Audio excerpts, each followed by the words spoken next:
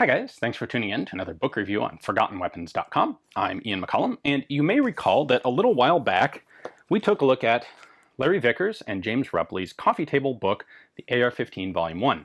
And I thought this was pretty cool. This covers a lot of the very early prototype ARs, both the Armalite AR10s and the Armalite AR15s, and then a bunch of the weird Colt experimental AR15s. There's a lot of neat stuff in here. And, well, it turns out when they say Volume 1, it does actually mean that there will be a Volume 2. And I just recently picked up a copy of Volume 2. Now, to be totally honest, I wasn't sure there was going to be a whole lot in here that would be really interesting, because after all, Volume 1 took care of all the interesting prototypes, and that's really what I thought would be the cool part. However, I was honestly a bit surprised. There is a lot more interesting material in Volume 2 than I kind of thought there would be. Now, Volume 2 focuses on much more modern guns. However, it's able to add some... It's not just like weird configurations of American commercial AR-15s, which is what I was afraid of. It actually has a lot of international guns. It has a big section on Colt Canada, or Diemaco, one of the two. And Colt Canada has actually produced a lot of guns for specific, usually smaller European militaries. And so they were able to actually market some interesting stuff that never really took off here in the US, like the Colt light machine gun version with that big, heavy, square handguard. Diemaco made it for the Netherlands, so there's one of those in here. There are a bunch of other variants of the Colt Canada guns, and there are guns that are interesting because they are ones that other national militaries actually formally adopted. So it's not just a random assemblage of parts, it's here's what the US did, and then here's what the Netherlands did, and here's why. And it's interesting to see what different military forces actually decided upon. There's also a section in here on Chinese copies of the AR, which is interesting. It's a short section, there are only a couple in there, but we also have a section on the whole development of the gas piston AR-15, which is another interesting topic, in part because Larry Vickers, the author, had a not trivial role in the development of the HK416, which is pretty widely regarded to be the most successful, the best of the piston-driven AR platform guns. So what he's able to do here is bring some definite familiarity with the development of the 416 and also the 417 and 308. And then also look at some of the other piston guns that are out there that a lot of people may not be familiar with.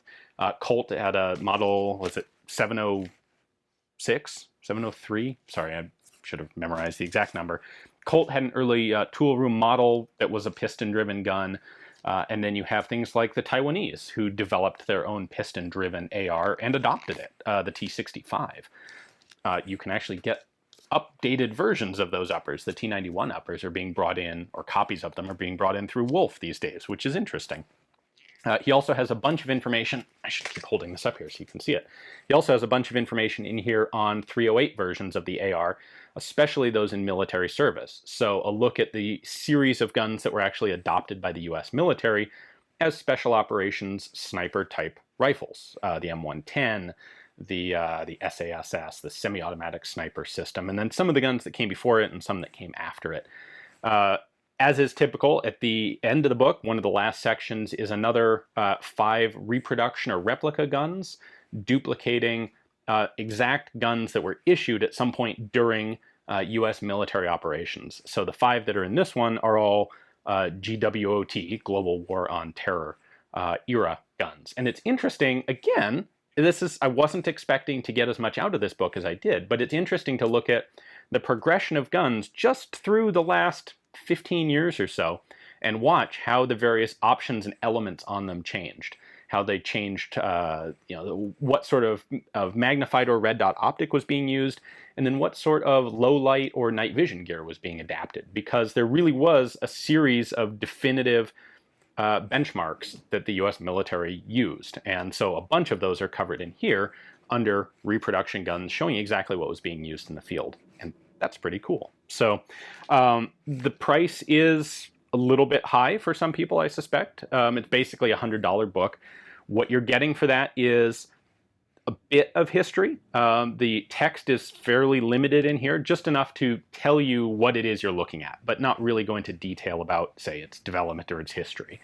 The photography is phenomenal, as I had expected from Volume 1, and it makes a fantastic coffee table book, I think. You can set this out there. It's an easy book to flip through. I actually sat down and just read it cover to cover because, as I've now said a couple of times, it turned out to be a much more interesting series of guns than I was anticipating. So if you're strictly an old guns kind of guy, well, then this probably isn't the one for you. But if you're more interested in military arms in general, looking at how the U.S. has adapted and adopted various new arms through the whole century, the last century, you know what? This actually has a place in your library because there aren't a whole lot of books out there that do a good job of covering what has been actually used in the very recent past. This one, because it was just published this year, is able to do that. And in some ways, it does it better than a lot of technical reference books because it is very recent.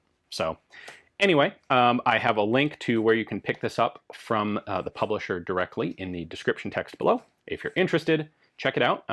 As this probably kind of gets old when I keep saying it, but it remains true, books like this are not printed forever. They are limited audience books. So once they go out of print, they may reprint them if there's enough demand, but there's a good chance volumes like this will probably get 1 or 2 printings and then be gone forever.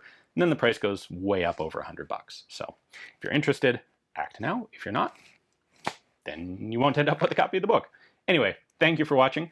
Tune in again next week to another book review here on Forgotten Weapons.